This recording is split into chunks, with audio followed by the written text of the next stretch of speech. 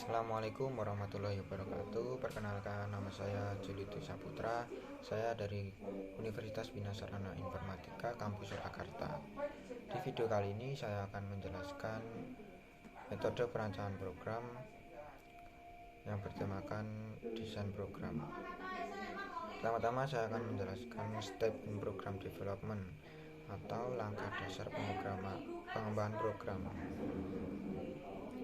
Pemrograman sendiri dapat didefinisikan sebagai pengembangan solusi untuk masalah yang telah diidentifikasi sebelumnya, merangkai instruksi terkait, dan ketika dipindahkan ke komputer akan menghasilkan hasil yang diinginkan. Adapun 7 langkah dasar pengembangan program. Yang pertama ada define the problem atau menentukan masalah. Di langkah ini melibatkan membaca dan membaca ulang masalah dengan cermat sampai Anda benar-benar memahami apa yang diperlukan. Terbagi menjadi 3 komponen terpisah. Yang pertama masukan, kedua keluaran, yang ketiga pemrosesan untuk menghasilkan output yang dibutuhkan.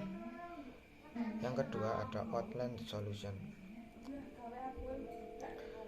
Setelah masalah didefinisikan, Anda dapat memutuskan untuk memecahkan menjadi tugas atau langkah yang lebih kecil dan membuat garis besar outline solusi.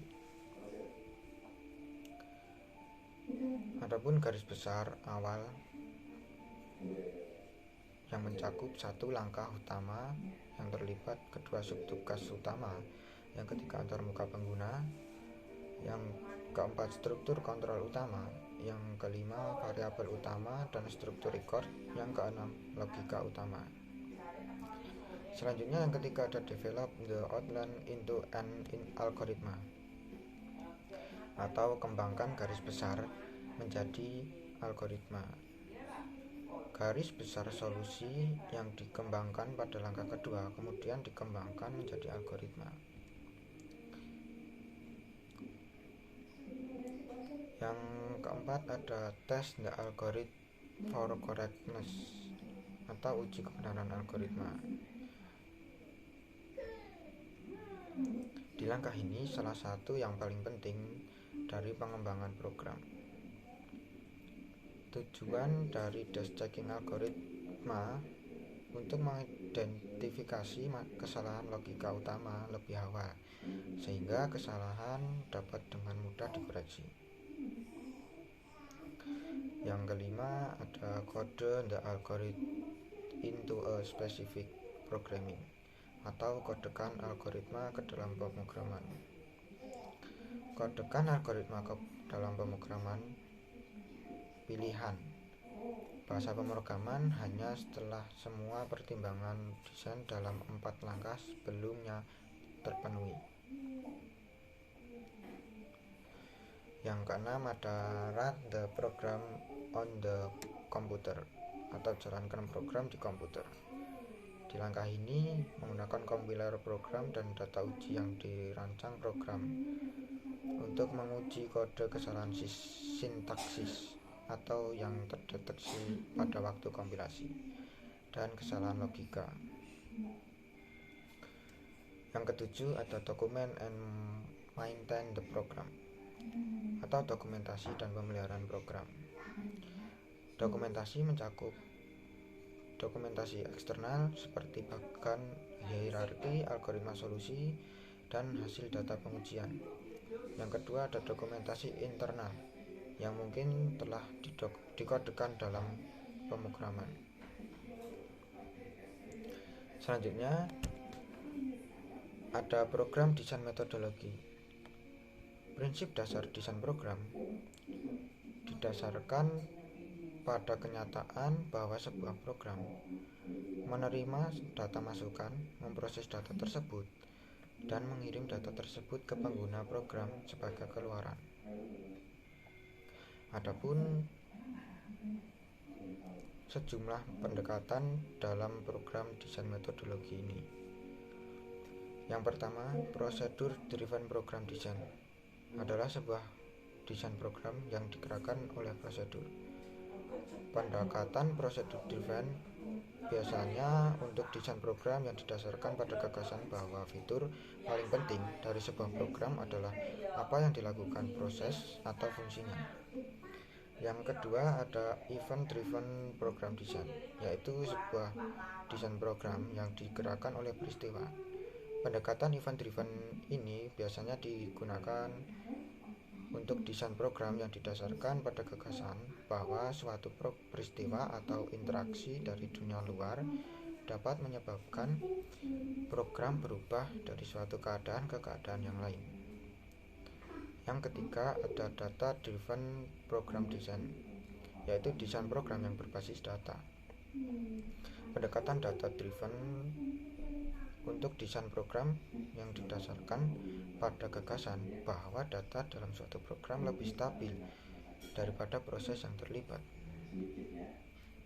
Selanjutnya ada procedural dan object oriented programming. Procedural programming atau pemrograman prosedural. Pemrograman prosedural didasarkan pada pendekatan terstruktur dan top-down untuk menulis program yang efektif.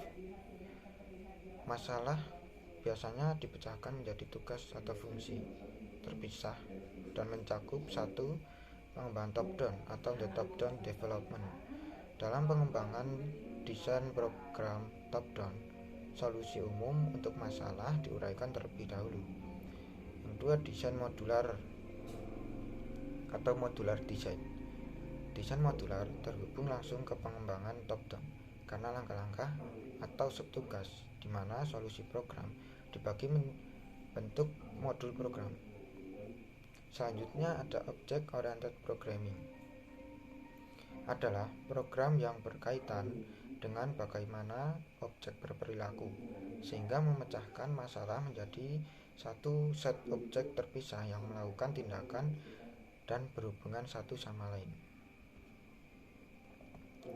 Selanjutnya ada an introduction to algorithm and pseudo code, yaitu memperkenalkan algoritma dan pseudo code.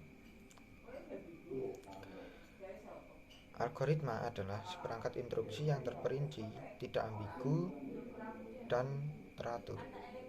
Algoritma dapat ditulis dalam bahasa Inggris yang sederhana dan bukan dokumen formal.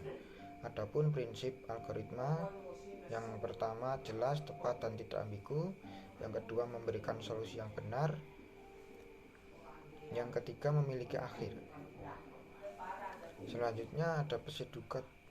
Pseudo code merupakan metode utama untuk mempresentasikan suatu algoritma.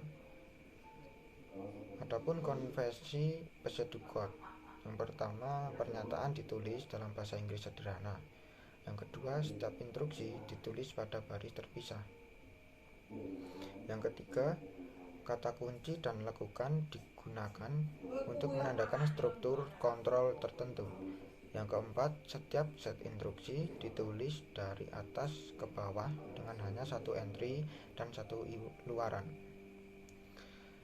Yang kelima, ada kelompok pernyataan dapat dibentuk menjadi modul dan modul itu diberi nama.